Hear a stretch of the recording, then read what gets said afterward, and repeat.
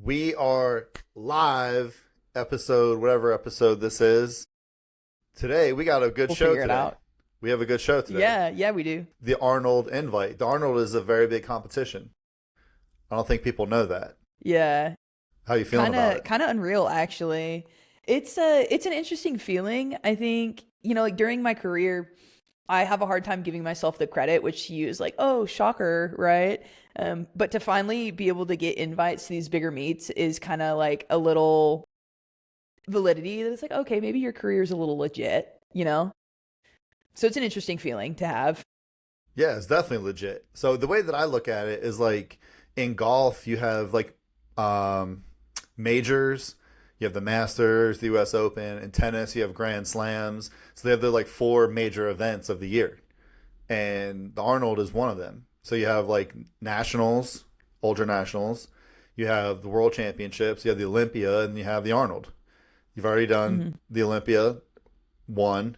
You've done nationals, one. Now you have Worlds and the Arnold. Hmm. So those are like checking all the boxes. That's not easy to even get into those, let alone to do well. Well, the Arnold is more difficult to get into than nationals. Like it's an invite. Yeah. It's a big Yeah, deal. so the invite, the day that I got invited to is their pro day, right? And that's what they call anybody over 500 dots. So it's going to be really interesting going into that day. I'm not used to, I'll never sit here and be like, "Oh, I'm the strongest one in the room." But historically, like I do win meets, and looking at this roster is pretty intense. Like walking in there knowing that I'm going to be a big time underdog like with this roster. I look there and see like Steffi Cohen's going to be there, right? Who's a long time somebody I've looked up to for forever. Just to know that people of that caliber are going to be there. But like, hey, like granted, it's my first year there, so I'm not going to be too hard on myself. We know that as we come back year after year, the goal is to progress. But it's like, hey, I'm going to be in the room with these people. And then next year, like, hey, we're not going to be in the room, but we're going to place like top 60%. And then the year after. So, anyways, it's just a super interesting feeling knowing that I get to take up space with some of these other women that are just absolute units. Units, absolute units. But so are you. This is still Yeah. part of our journey of getting you to understand that you are an absolute unit. There's not a higher level than this. And you Hmm. got the invite. That's pretty freaking cool. Also, Yeah. you're going to be going to Worlds. That's another big time pride event. But before we get into that, let's go into some of these girls here. So, some of these girls are like 600 dots plus, Hmm. and some of them haven't competed in a while, it looks like. Yeah, so we got WPPL made a post and they were highlighting like the top 6 women that were over 600 and I have them right here. So like I mentioned, we have Steffi Cohen, we have Amanda Smith, we have Sharon Eagleton, I think is how you say her last name, Jessica House, Elena DeQuano. I'm sure I butchered that last name. I'm so sorry, girl. And then Blake Tobin. And these girls are just like absolutely stacked. Their delts, like I think I have big delts. Their delts look like they're the size of my head. Yeah, gigantic. That's cool. Steffi Cohen's going to be there. She competed. She did one competition recently, right? But it's been a while for her. Yeah, so I was kicking myself in the ass because this past year she did the Olympia. And I don't know what her reasoning was behind that, but she went ahead and stepped back on the platform. Um, After years of not competing, right? So she did that, and then she's been in that ABS series that they score everybody on the same. I don't think they do weight classes. They score everybody by dots or what they call ABS points, and then they put them all on the same level. And then they'll throw everybody, so they have the different meets, right? And then they take the winners from each one of their meets that are all over the country, and then they pit them against each other in the ABS Pro series. I think is how that works. That's cool. So 600 dots. You got to get to a Hmm. 600 dots.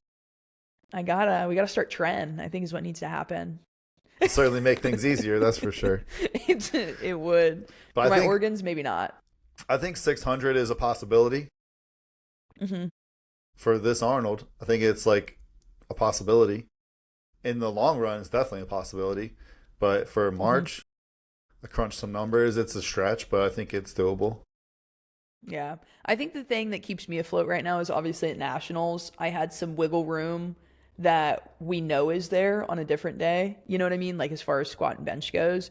So taking that into account, whether that's even just 20 pounds or 50 pounds or whatever that ends up being between squat and bench, we definitely have room to put up a bigger total, is what I'm saying.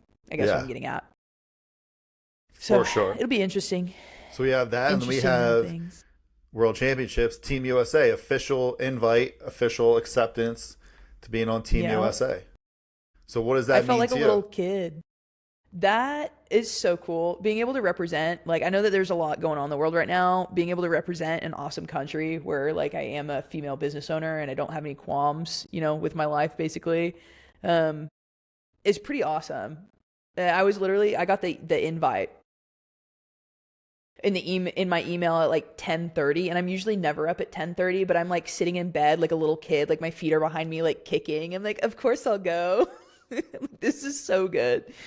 So yeah, I obviously emailed back immediately. I was like, count me in, I'll get the registration done, not even worried about it. And I'm super hyped. Can't remember if you met him, but one of my good buddies, Gary Hunter, he does a lot of the meets here in Oklahoma. He was at nationals and he handled Eugene, my master lifter. Um, so I'm really excited to hang out around him because I love those guys, good people. But yeah, it's gonna be a heck of a year. Yeah, Super interesting. big time. Finally get some street cred. Big time street cred. It just means a lot more. Yeah. When you put the flag on your back, it means a lot more. And I think Yeah. that's a big deal that people should take seriously. So, do you know the story of the Star Spangled Banner? What do you How- mean the how it story? Like came- how it was created? How it was written?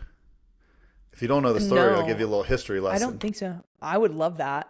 It's Pop a off. story that you should know, especially as an American think- going to compete as an American. All right, so this was the War of 1812, and we're fighting the British, and they send this guy out. So there's this fort, and they send this guy out. Francis Scott Key is his name. They send him out to one of the British ships to go negotiate a trade deal for prisoners. We have some of their prisoners, they have some of ours. So he goes out there to negotiate the deal with the captain.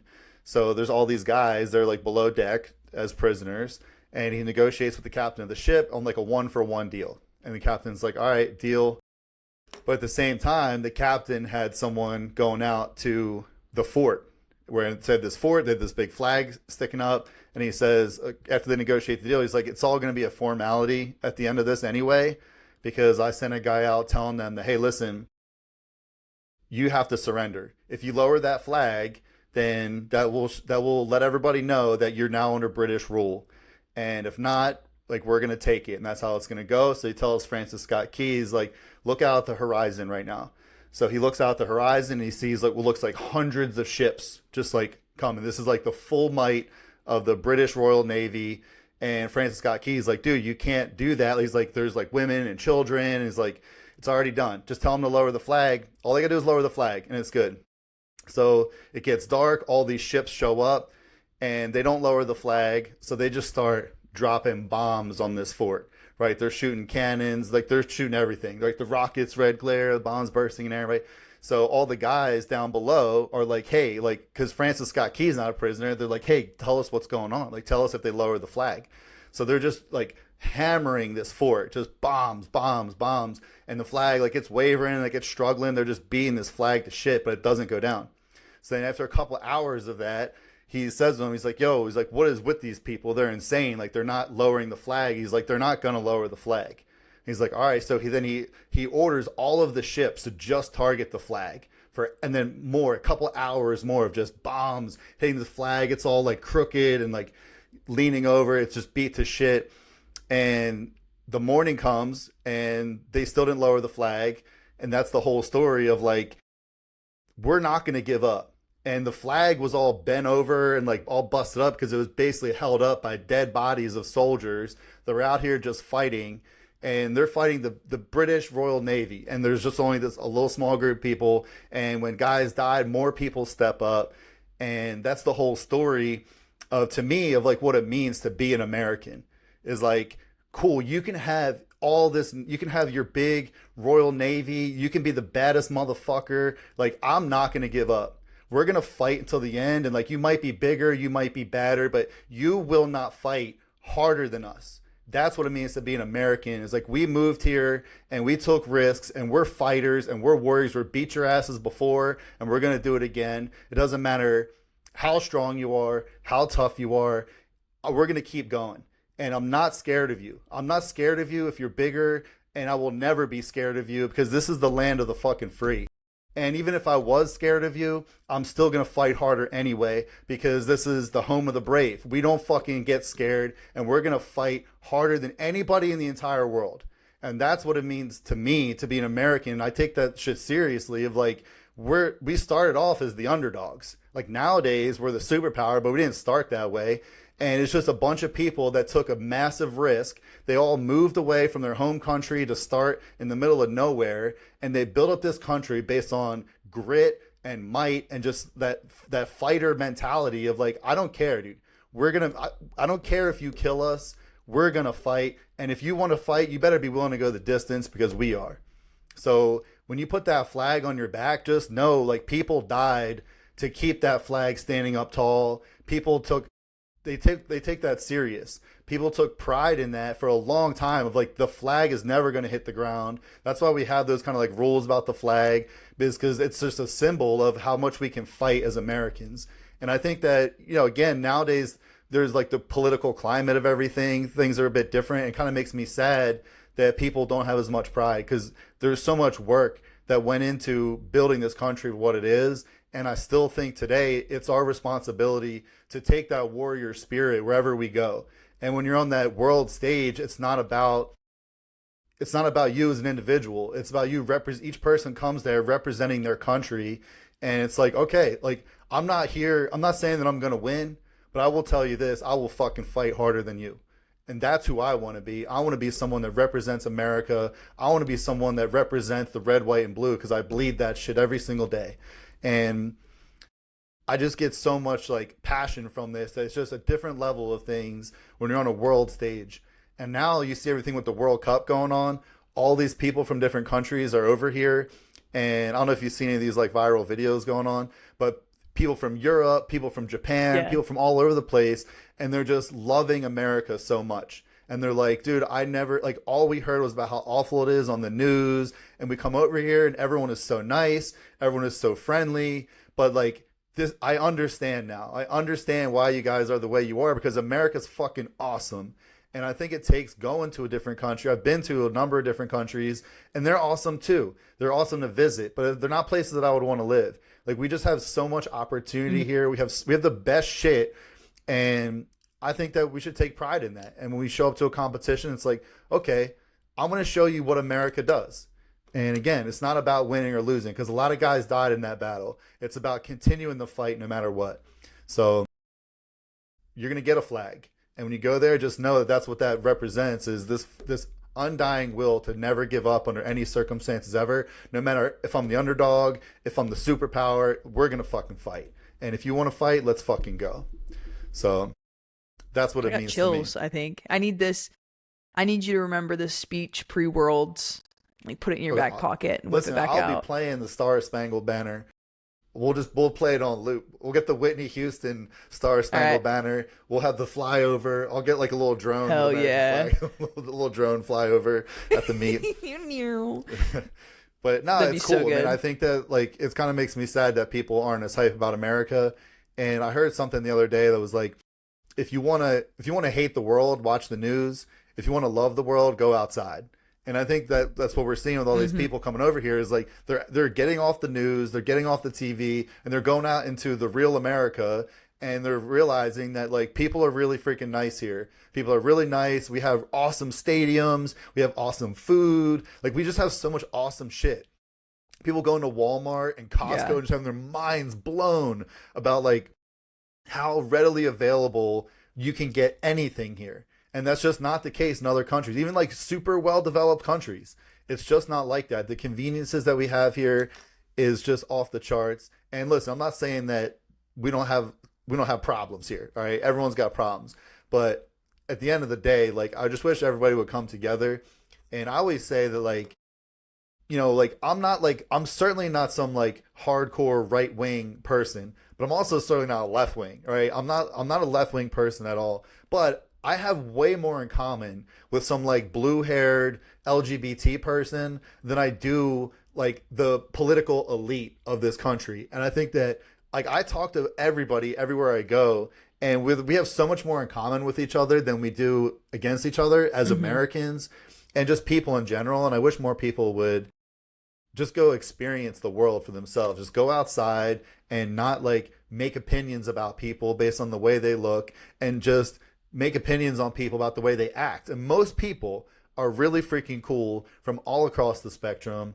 It's just like there's a small percentage of people that give everyone else a bad name from different demographics, and that's where the news and the social media, that's what they all focus on, because that's what gets views. That's what sells, is controversy and people hating each other. And it's like, dude, I don't hate you. We just have differences, and that's okay. But then you have people that are like, well, my differences are different than your differences. Like, they're really not, though. You just been like told that, and it's just not really true. So yeah, my I love favorite America. videos that I've been seeing, like you talked about, people coming over here and having experiences. These Japanese folk are coming over here. They can't speak a lick of English, but they'll get like on these videos with news reporters or on vlogs or whatever else, and they'll literally say no English, and then they'll say, I love America. And there's this video of this Japanese guy, and he's eating this rib, and it's the most wholesome thing because his eyes, he takes this bite of this huge rib, and his eyes just like light up, and he's like, I love it here. And they're just like screaming. They literally say, I can't speak any English, but I love America. Like, that's the only thing that they learned how to say. And they're just having the times of their lives. There's videos of them at like, around here, it's more of a thing. This probably isn't a Florida thing, like bars that have bulls in them to ride, like mechanical bulls. Is that a We thing got some down of there? that here. It's probably not as popular Yeah. as where you're at. It's But yeah, frequent. we got some country people.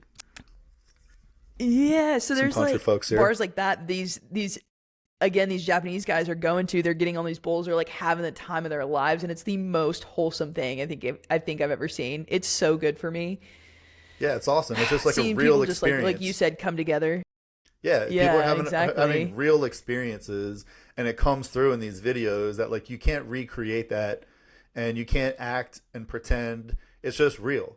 They're taking a bite of that big old like beef rib, and their eyes are just like, oh my god, this is the craziest thing I've ever eaten in my life. This is so good, and it's cool. Like think that like Yeah. I know people from all over the world, and people are really cool. Like there's this one dude I used to coach, and he was from Kuwait, like hardcore Muslim guy. But dude, he was so fucking cool, and like it's just funny. Like I think like a universal language is like making fun of each other and just like busting each other's balls.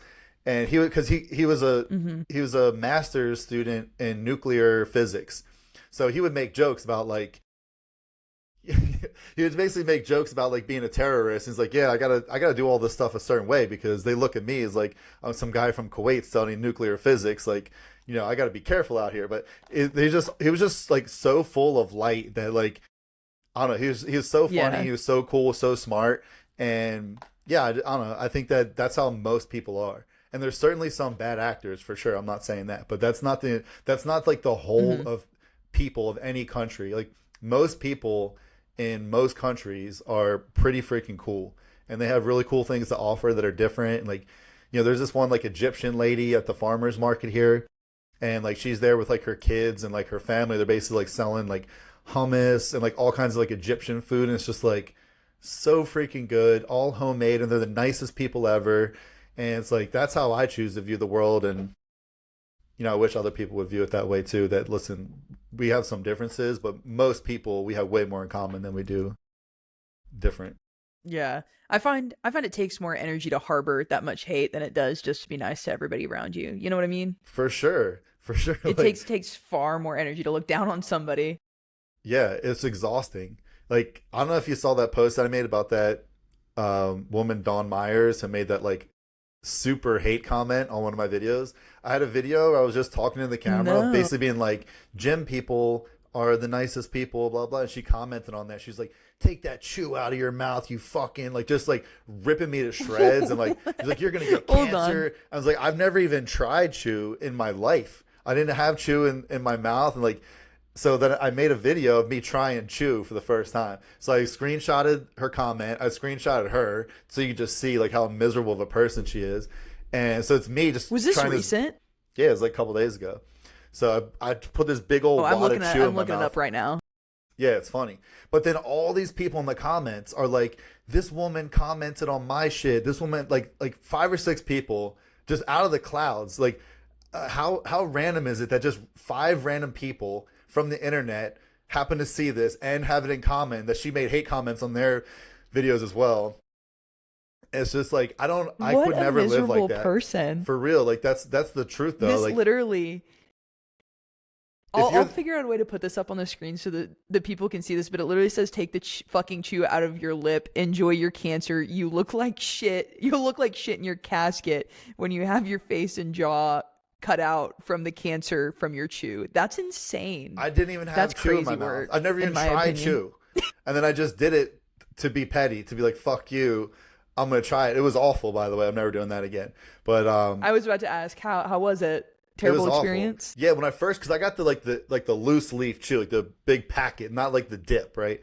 So I have no Yeah. idea how to do. I was watching videos on YouTube of like how to do it. So I took this big old fucking wad and put it in there. It actually tasted kind of good at first, but then it was just like I was like super lightheaded. I started to feel sick, and it just tasted so gross. Oh, So yeah. I spit it out. You got like the Probably like big 10 pack.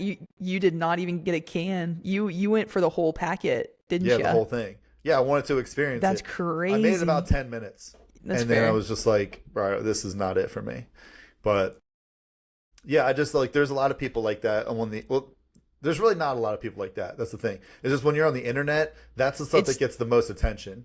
It seems And like there's it. people like that that are Well, just did miserable. you see the comment that I had the other day that I posted on my story? Did you catch that one? Yeah. Yeah. Like, what's wrong with people? I don't know. I don't know. Somebody literally, long story short, said some words that are not repeatable by a straight white woman, and told me that I should just die. Basically, I'm like, Yeah, it's interesting. crazy. Like, but Interesting. those people they need to get out into the real world and understand that like people are cool. And like, dude, where I live, like, Yeah.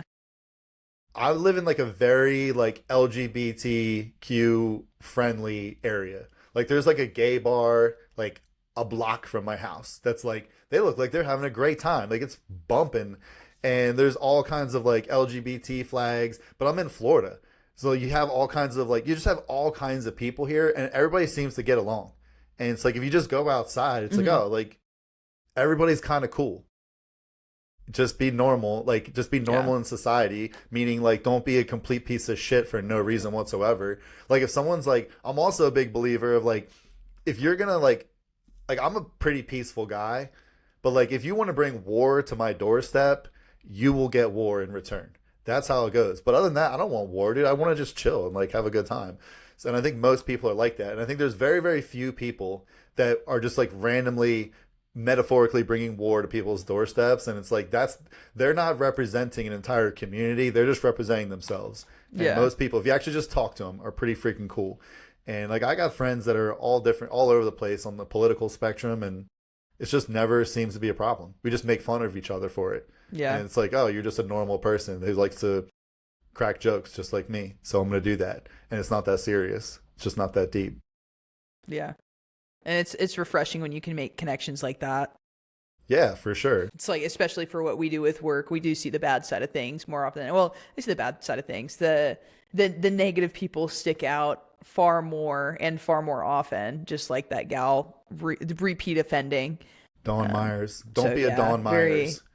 I think I'm gonna coin that phrase. Don't be a Dawn Myers. Don't be a Dawn Myers. Dude, you can make this a new series. Everything they comment, just like proving them wrong with a chew. Like, hey, I'm gonna try it. Just start creating a list. Yeah, I thought about you that. can add it to your Apple review list. Yeah, Absolutely. Go fuck yourself list. But yeah, Go fuck yourself list is crazy. I think it brings people together because I think most people are Oh, like yeah. us, where it's like this is crazy. It's crazy. Like I would never in a million years think about commenting that on anyone's post for any reason, especially just completely out of the clouds on a post that was about how gym people are so nice. I was like, dude, like the gym is like one of the few places where you go and like some random person be like, oh, looking big, those triceps looking jacked, and you're like, bro, like I don't know your name, but I see you like at least 3 days a week here for years, and like we always dap it up, and like the front Yeah. desk people are nice, and like everyone just seems to be really nice, and that was what the post was about. Then you have Dawn Myers just like out of the clouds being like, I think it's like if you do believe that, that's fine, but just keep it to yourself, or find like a time and a place Yeah. for it. That kind of post isn't the time or place. But yeah, so all these people, Yeah. listen, if you're someone that's watching this right now and you're like, I totally disagree, I invite you to have a conversation with me, and I'll have a conversation, maybe not on Instagram live because I'm banned for another 274 days, but I did get my collab back. But like maybe on a TikTok live. But like, I will have a conversation with you, and we can talk about whatever. And I think you'll start to realize, oh, people are actually pretty freaking normal. Most people are really freaking normal and cool. Hey, I'm saying that TikTok's dead now, anyways, so it may TikTok bring is up the dead. viewership. At least my Yeah. TikTok's dead. My It's TikTok's so bad. dead. I don't If you're even not selling see. something. Yeah, I don't. Yeah, this is my TikTok. I see a live stream, a TikTok shop, a normal video, an ad, a normal Mhm. video. It's just like I think like 2 out of every 5 videos is like a normal video. The rest is ads, TikTok shop, and live streams where they're essentially selling something. And then or- you forgot them putting that tag at the bottom of every single video that says, "Hey, pay $59.99 so you can get 60,000 views." Yeah. Yeah. Shove My it, views- TikTok. I have like Shove it. 960 something thousand on TikTok. I don't know exactly. I get like 2,000 views per video now. But I don't even care. I just like Yeah. I just have everything like auto reposting old stuff, and I just Yeah. don't care anymore about TikTok, which is a shame because there's a lot of people on there. But yeah, TikTok is basically just like a money making machine for them right now. Everything is about selling Yeah. something. Yeah, So- it's interesting because that's where I started was TikTok. So to shift Same. all the way over to Instagram's odd for me. I'm like, ugh. Yeah, it's So- a little sad. Interesting. A little It sad. is. Down goes the ship. So speaking of just Womp social womp. media in general, what are some of the movements that you see people just doing the worst, like the worst technique, and something that they really would benefit a lot from really learning like a higher level technique? First and foremost, deadlifts. I feel like more often than not, you see somebody doing deadlifts like atrociously terrible. And technique that they would benefit from is literally any, because the videos I see, there are no. Yeah. You know what I mean? Yes. Biggest things on deadlifts, you get the side of the coin that's like, I don't need to have my back stiff at all, and then they like cat back, and then you have the other side of the coin where it's like, my back is so stiff you could like, I don't even know, like it's level. And I'm like, both things are hurting. Hip positioning, and maybe you can piggyback off of some of this, but like hip positioning, I see people deadlifting with their hips too low, deadlifting with their hips too high, starting position, stuff like that. I'd say honestly more often than the back thing anymore, I see hip positioning, people trying to squat down and get their hips underneath themselves versus like leaning into an RDL based movement, RDL based positioning, quote unquote, you know what I mean? Yeah, hips too high. Yeah, so well, Yeah. I think deadlifts, just so everybody knows my stance on deadlifts, I think they're one of the best movements that you can do. Everybody should be doing them to some Yeah. degree. And just like we were talking about before, it's the few cases of people getting injured from doing it very, very poorly that get all the attention. Then you have like the doctors that are like, deadlifts are so bad for you. And it's like, bro, stay in your lane. You're a doctor. Poor execution of a deadlift can be, yeah, it can be dangerous. So as long as you don't Yeah. even if you execute poorly, as long as the weight isn't outside of your ability level, you'll be fine.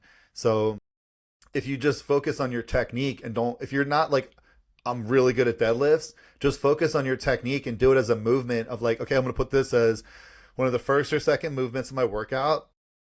And I'm going to focus on my technique, and I'm going to push the intensity, but with the focus on technique instead of the focus on intensity.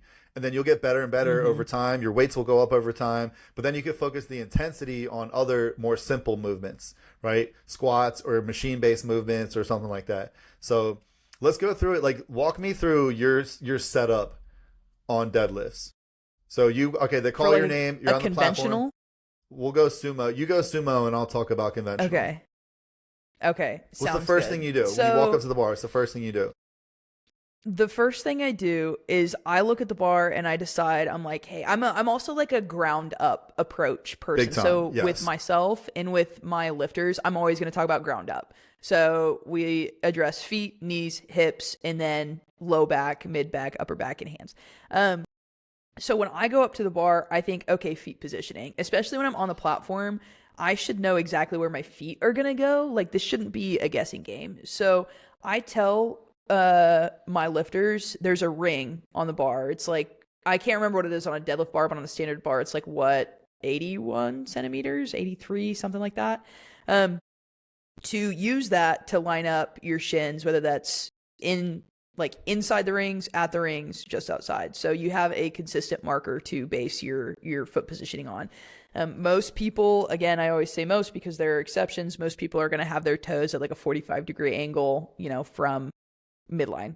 So they're going to be out and you're going to find that spot on the bar where your feet are going to sit if my hands are my feet, right? Once I get my feet positioning in place, I'm making sure that my knees are in line with my ankles and my toes. So my knees are at a 45, and that also like obviously comes from the hips. That doesn't come from the knees. So I'm tracking my knees over my ankles. And then when I get up to the hips, this is a big thing that I still have problems with in general is like anterior versus posterior pelvic tilt. For, I'd say a majority of my lifting career up until just recently, I hadn't really mastered it, but, allowing on sumo versus conventional, the way your hips set and because conventional is so posteriorly loaded, you're not going to be able to get your hips close to the bar when you start. So with sumo, we're trying to get our hips as close to the bar and as high as we possibly can before we even start the pull. So I'm thinking about like, okay, my feet are in place, 45-degree angle.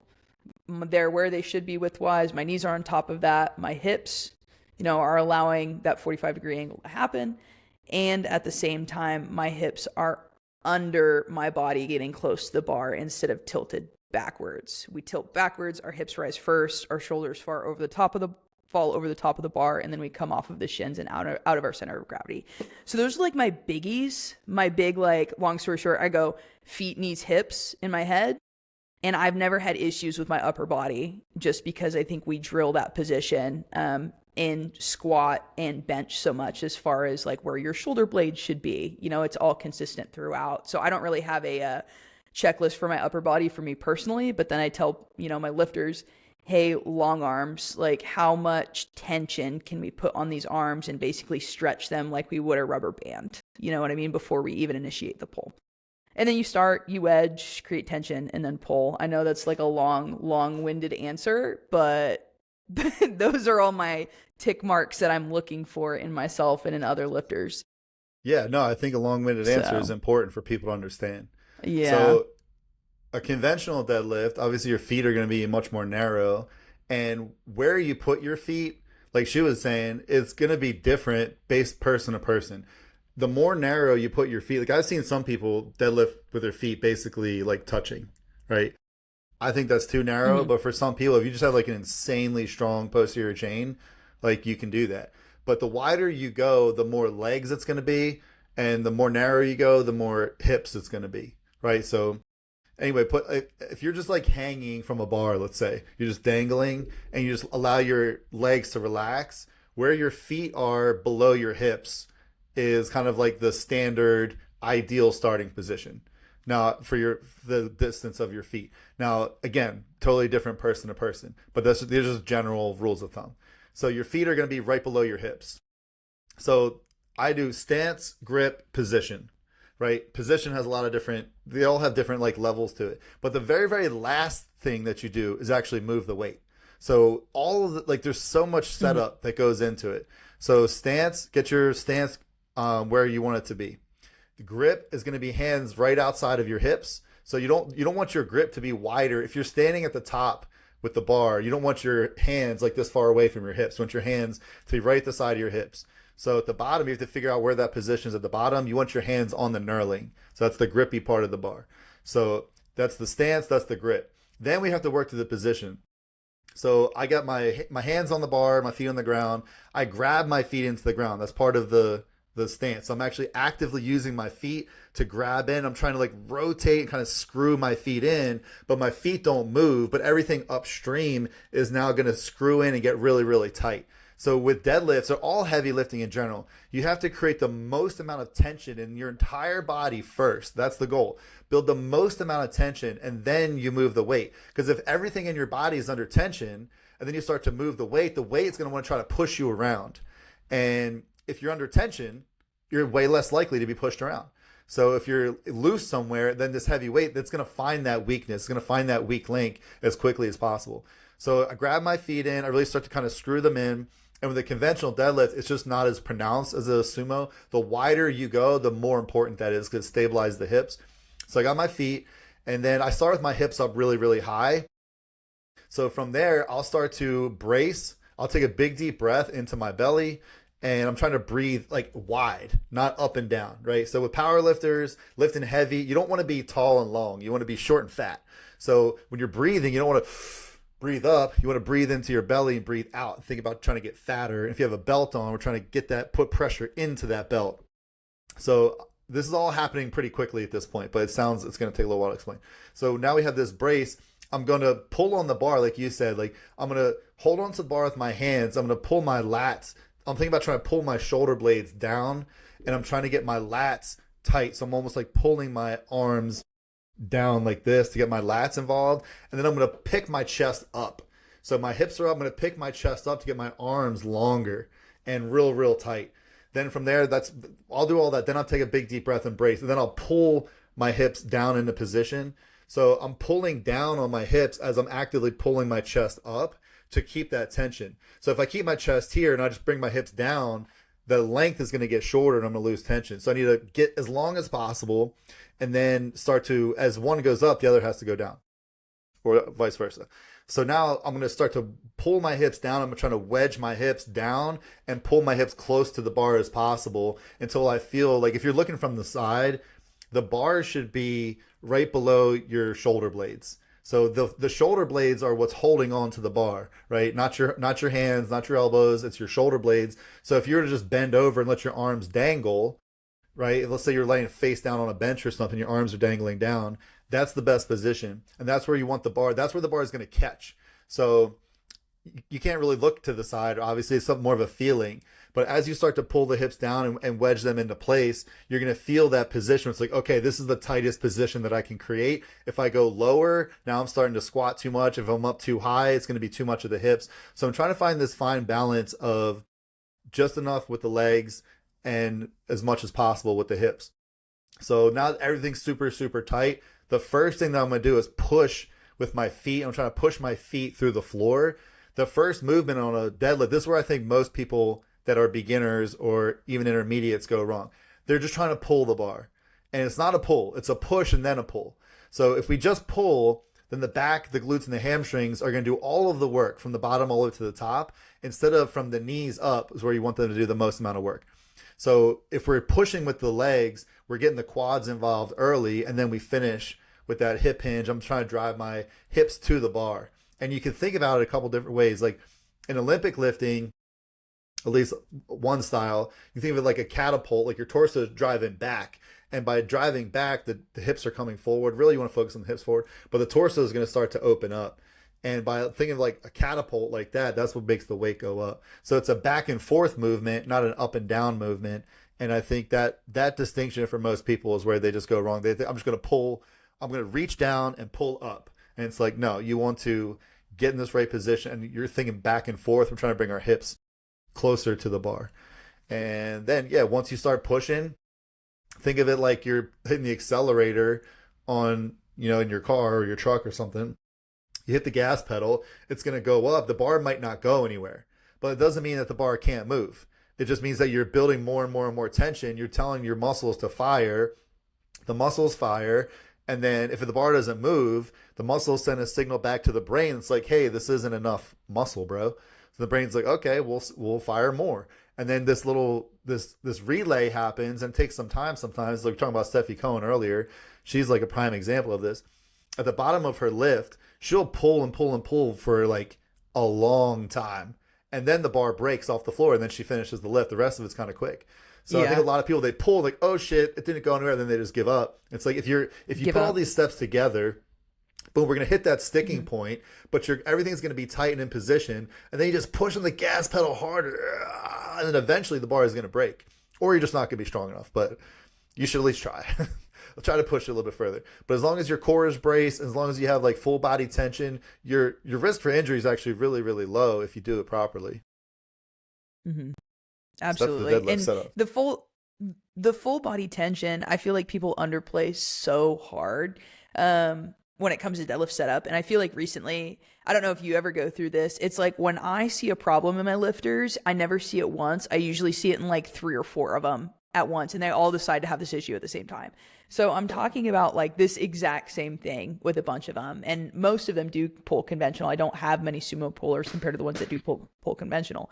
And I'm like, how do I explain to them like why full body tension is important? Like, yes, obviously the bracing, obviously to prevent injury, but like what analogy could I make? So what I've been telling them is like, okay, hey, would you ever go to jump just from standing? Like, what's that going to do for you? You're going to get maybe an inch or 2 off the ground, right? But we can parallel this because the starting position in a jump, it's not the same. It can be similar to a conventional deadlift, depending on leverages, depending on some other things. So I'm like, what are you going to do when you go to jump? You're going to throw your arms down. You're going to get as tight as you can in the bottom, in that squat position before you actually execute like a vertical, right?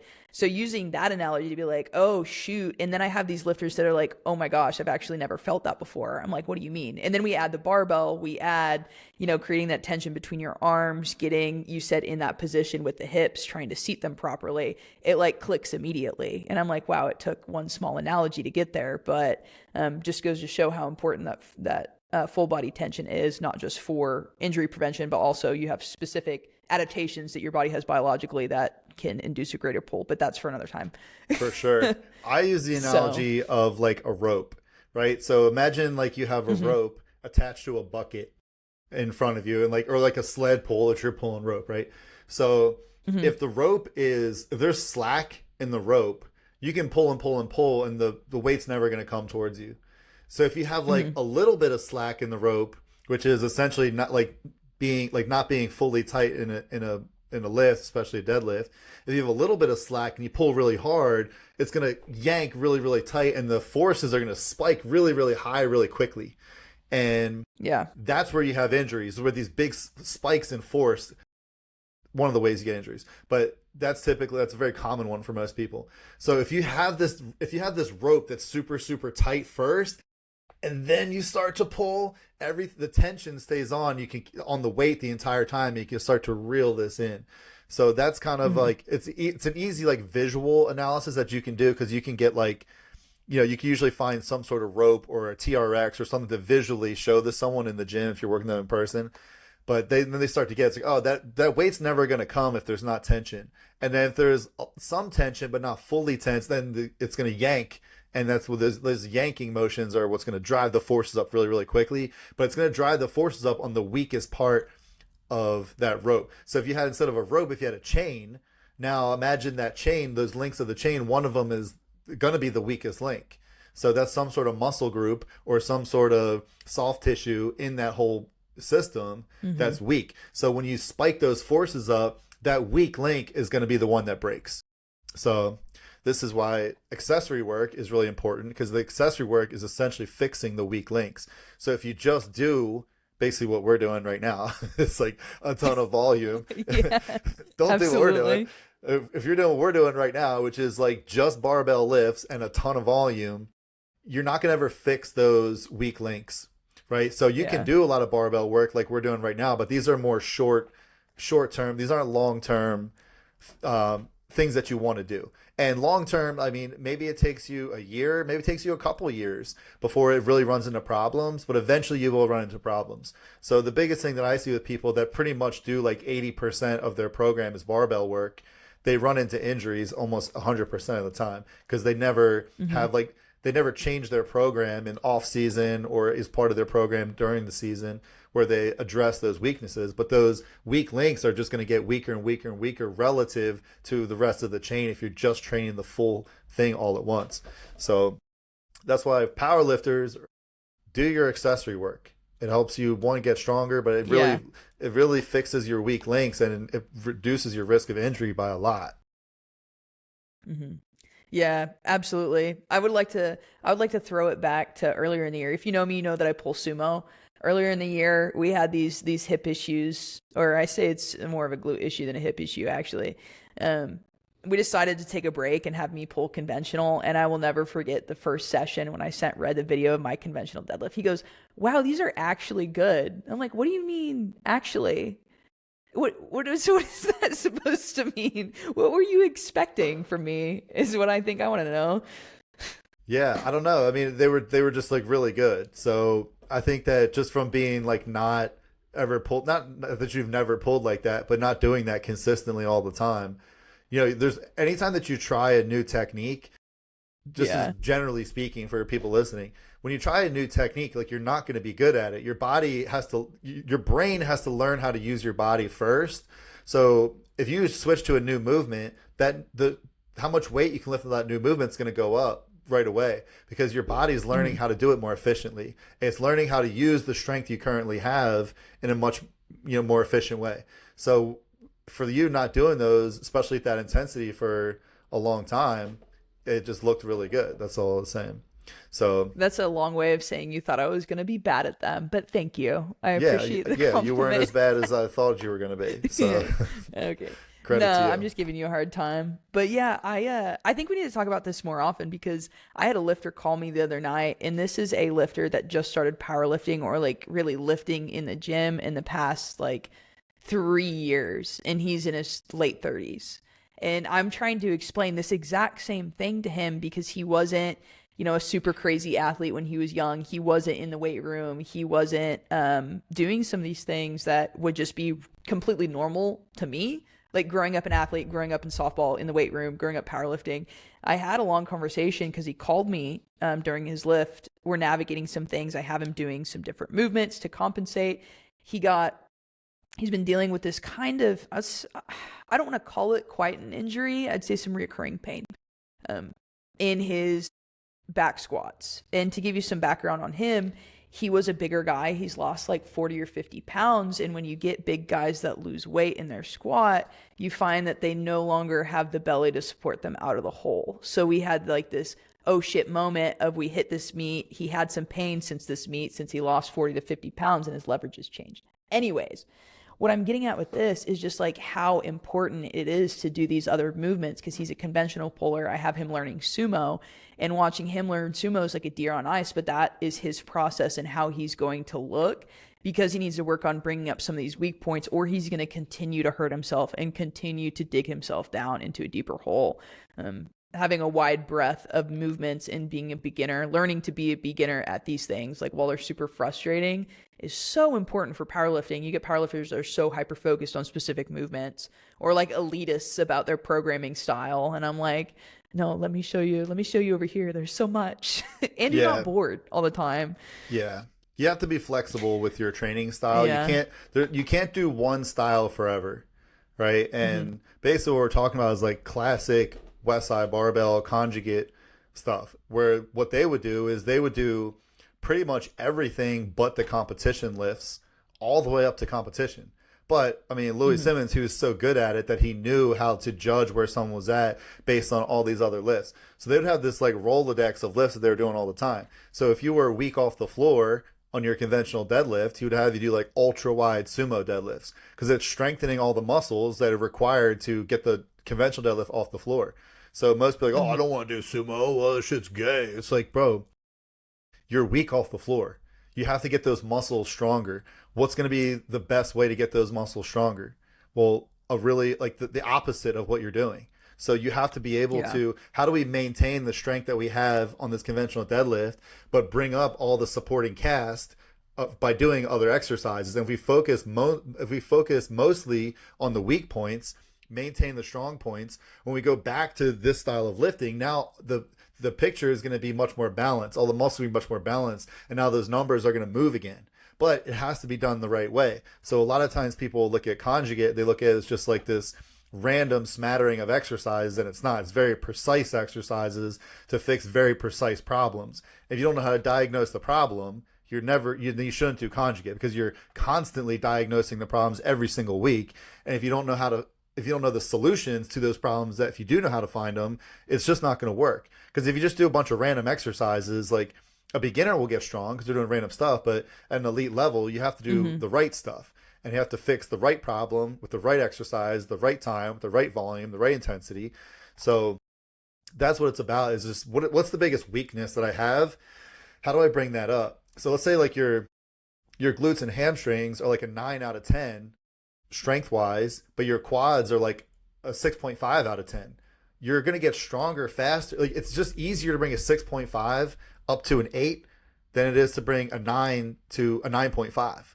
So you're going to get diminished returns by just training those muscles that are already strong, because that's not the limiting factor of this movement. These muscles that are super strong for you, they're not limiting why you can't lift more. It's the weaker ones. So maintain those, maintain the 9 out of 10, bring your 6.5 up to a 9, and now your overall lift is going to be a 9.5 out of 10 or higher.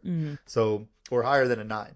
So that's the thought process, is, how much, what like percentage of this program is going to be geared towards what muscle groups. So if you're at like a 9 out of 10, like we're talking about, but your quads are an 8.5 out of 10, then it's going to be a lot more closer. The movement selection is going to be a lot tighter. Where if you have a bigger gap in that weakness, then the movement selection is going to be a lot broader. And also depends on how far away you are from competition and all that kind of stuff. But I think a lot of people, they just train like they do like a peak block all year round, all the time. And it's like, dude, you're going to break. Not the way to go. For sure. Yeah. And what's super exciting about this style of coaching too is, like, right now I have 6 lifters that are doing the same meet in the end of August, and they all just entered like their 12 weeks out phase, where we're starting to like really transition and get into their new block, so that way they can peak and prep for this meet.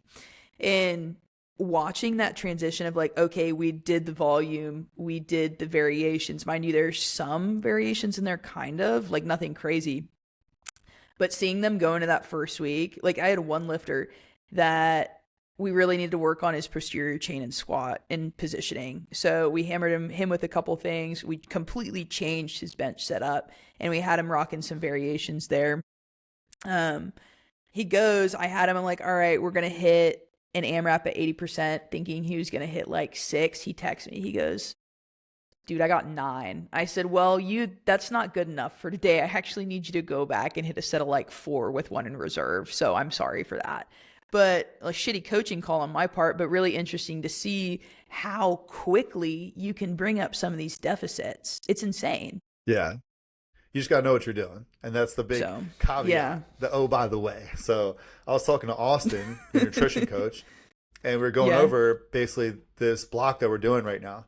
And one of the first things he says is like, do you have any concerns with her like longevity as a lifter? And I'm like, no.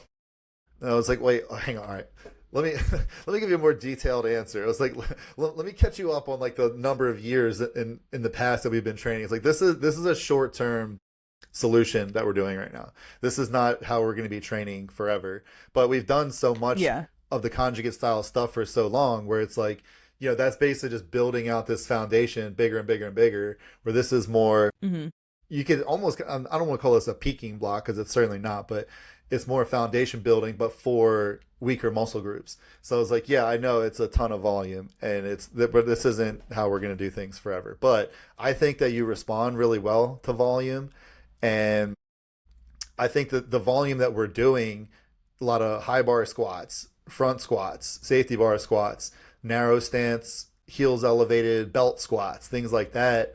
We're putting a ton of volume on the weakest muscle groups, so they can handle this volume for now. Plus the percentages are relatively low. They're not anything crazy. Yeah, and we're gonna build up, but like, this is not a long-term solution. Just like, if you're talking about something like a a German volume training or like a Smolov or some like just like suicidal type of volume type of training, like you can get away with that, but these are short term fixes. So also, we talked a little bit about this earlier, but to do something like that, you have to have really good technique. So if you have a lifter that's like whose technique isn't like totally dialed in, doing this like ultra high volume, we're not doing German volume training or small or anything like that. I don't think it's on that level, but when you do these really high volume single movement or very close to single movement type of lifts, your technique has to be on point. Because if it's a little bit off,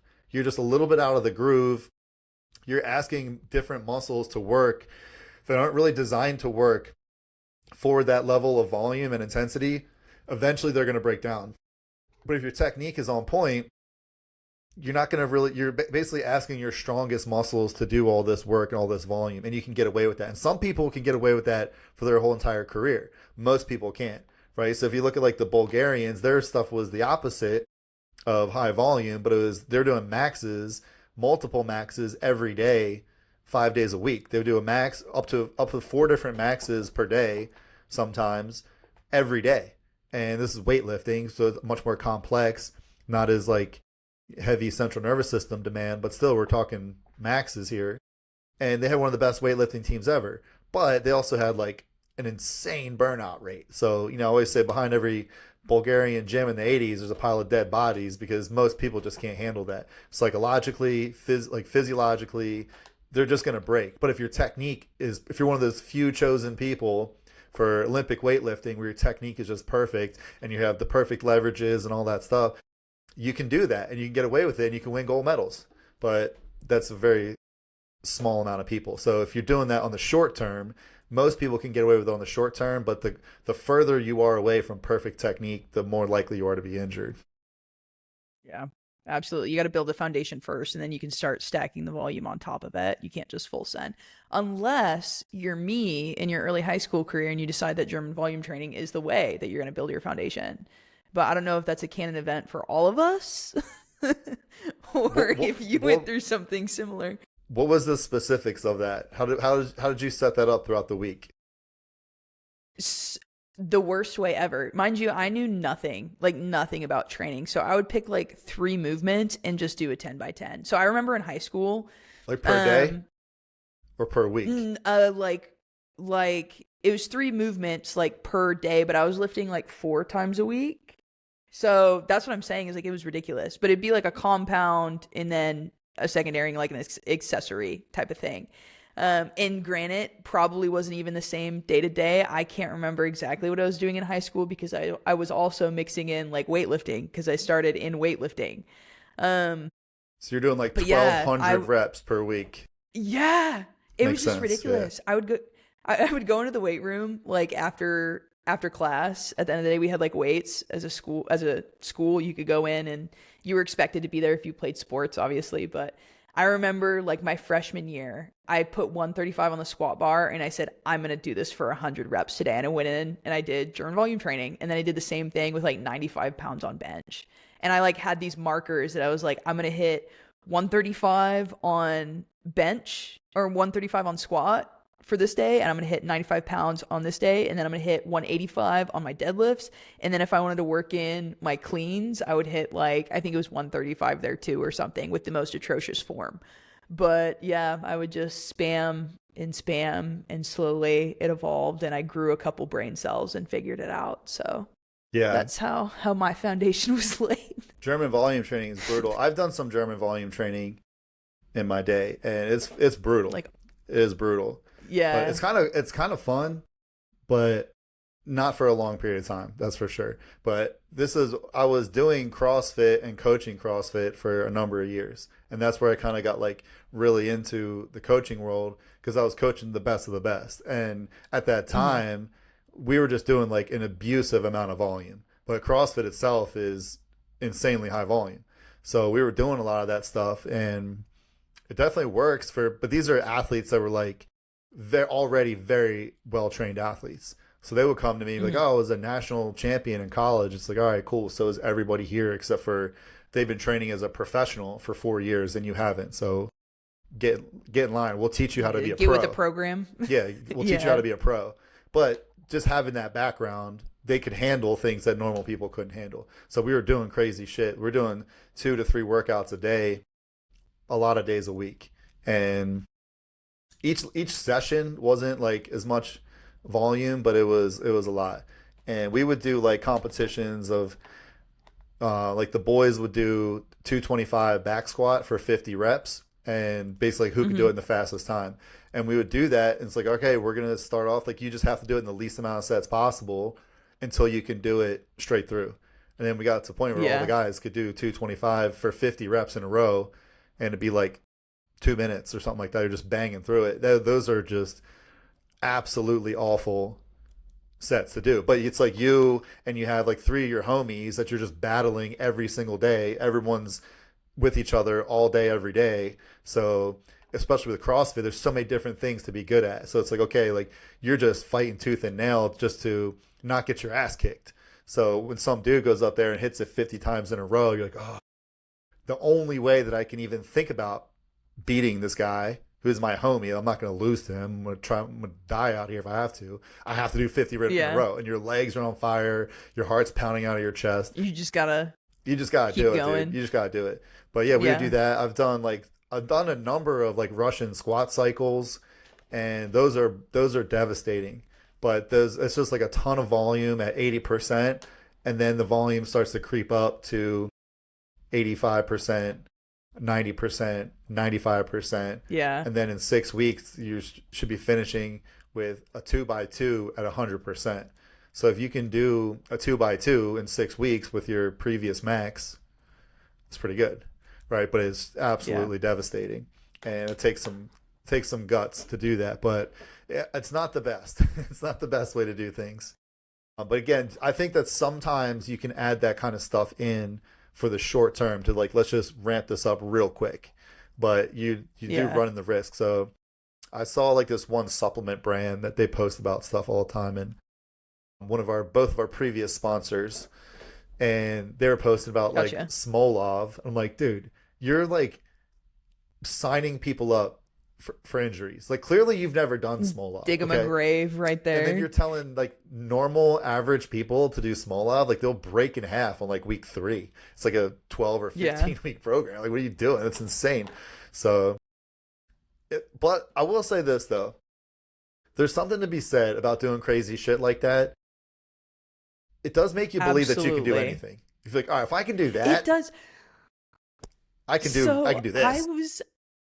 I was talking. Oh, I just made a video about this, and like some guy, there's like a science-based lifter guy that gets on the on machines, and he does the stupidest shit on machines. Like he'll take like a chest supported row and somehow turn it into like an adductor movement, and I'm like, dude, you look like you're humping this machine. Anyways, I digress.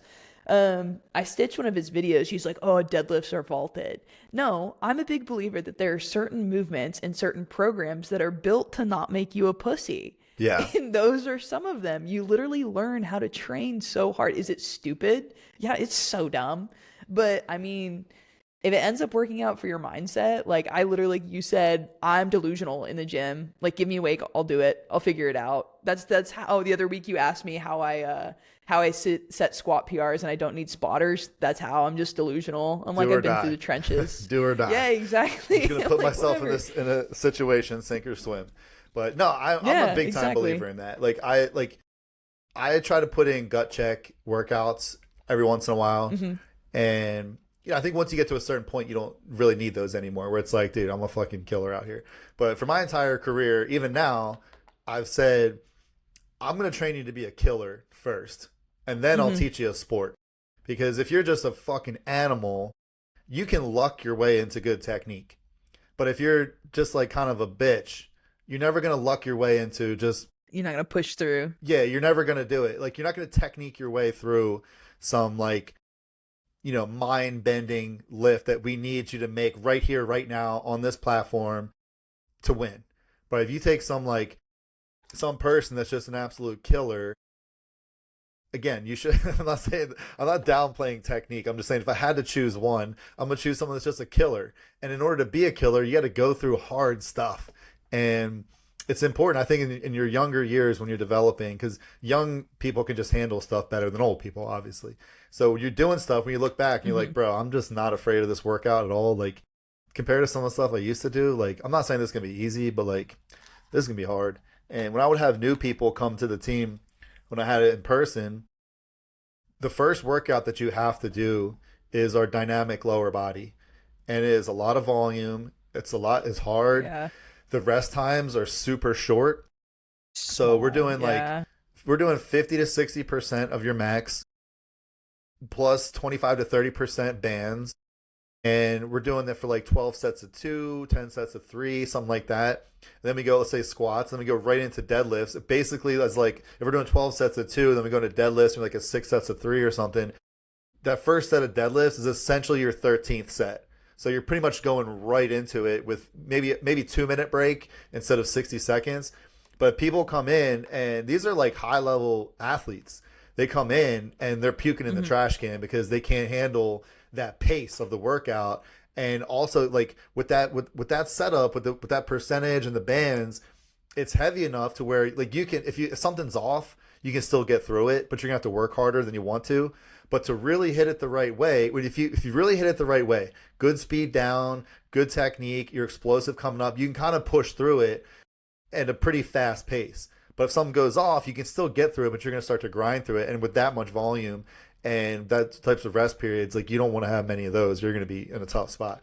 But they would come in and it's like, Yeah. dude, they would just be on the floor. And it would kind of just be a gauging of like, we know you're going to die. We know you're going to throw up. It's how you handle that. That's what we're looking for. So you get people that at the end of the workout, they'll be like, oh man, dude, I had to run to the bathroom and puke real quick. It's like, oh, you puked? Oh, cool. Like we didn't even notice. You didn't come back and were like bitching, oh my God, I got to throw up. If you got to throw up, just throw up. But you still have to do the workout, right? So just keep going. And then you get the people that bitch and moan about it and want like a medal because they threw up and came back. It's like, bro, we've all been through Yeah. this. So, but the people that just handle it like a champ, that's what we're looking for because it's a mindset thing. Are you tough? If you're not tough, I can't do anything with you. Hmm. You can get better, but you're not going to win. You're not going to go like stare down the barrel of some dude from a different country and win if you're thinking you won an award because you did a hard workout. Get with the program. Yeah. So yeah, gut check workouts are So important. would you rather say if you had somebody like just talking powerlifters specifically, say you had a powerlifter that was like top 10% on open powerlifting, but they lifted like a total pussy, like they had the natural talent that they were already top 10%, but they lifted like a pussy, or you had somebody that was like maybe top 40%, but they lifted like an absolute dog. Like you'd rather train the guy that was in the 40%. All day. All day. Yeah, Because I agree. if you're a dog, my job is to teach you the sport. My job is to guide you. Hmm. I don't care about top 10%. I care about top 1. Not 1%, top 1. So 10% means nothing to me. And if you're not a dog, getting to 9%, 8%, like that's going to be nearly impossible. But if you're a killer Yeah. and you're at 40%, you just haven't trained right, and now you're in an environment where you will be training right. You haven't been coached right. You haven't been taught. Like maybe you're just new to the sport. You're inexperienced. I can work with a dog, but Yeah. like, if you're not, like you're just never gonna be the best.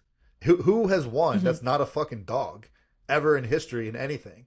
You take a ping pong player who wins a gold medal. That dude's a fucking dog, right? It's just in ping pong, right? But he has that same like killer instinct, and that you have to have that to win. So if you don't, Yeah. I think that you can develop mental toughness for sure, but I think the people that are willing to do what it takes to develop mental toughness already have that to some degree anyway. And then you have the people that agree. are like the genetic outliers that I've coached that they're kind of the worst. The genetic outliers, a lot of them, they have relied on their athletic ability for their whole life. So they never had to go to that like dark place to get to that next level because they were already at that next level compared to everyone else. But it's easy to do that when you're a kid. It's easy to do that in high school. But once you start getting to the top of the game, it's like, okay, well, someone that's just a dog is going to outwork you long enough to be better, to beat your genetics. And if you don't work at the same level, you're not going to win. So when you do have people with the insane genetics and they're a dog, that's when you get like the Michael Phelpses and Lance Armstrongs and people like that out of the world, that they're just completely unbeatable. It's like, dude, I work harder than you, and my genetics are so much more elite than yours. Like, they're unstoppable. You will not beat that person. But those are very, very, very few and far between. So I've noticed that it's like, give me some like I use now. So at the gym I go to now, there's a broken locker, and that's the locker that I use. So it's like you have to like bang on it to get it to close. But really, that's the best locker because I don't use a lock. I just put it in there. I get a bang on it to close. But when people try to open it, you gotta pull it and then like bang it to open it. That's the best locker. Because it's like, that's a piece of shit locker, but when people try to open it, they're just not going to do it. So the ones that have been through some shit, they're usually the best ones, because like it takes that level of grind. That's like, that's what I want. Give me like the broken people, the people that have been through some shit, the rough childhoods. Like, those are the ones that are like, okay, they got some grit to them. They got enough grit to get them to the distance. But everybody has a story though, because it's not just about like, the people that I've coached, like, everyone's got a story, and that's kind of what makes it fun and beautiful for me as a coach. It's like, okay, like, I just love the hero's journey.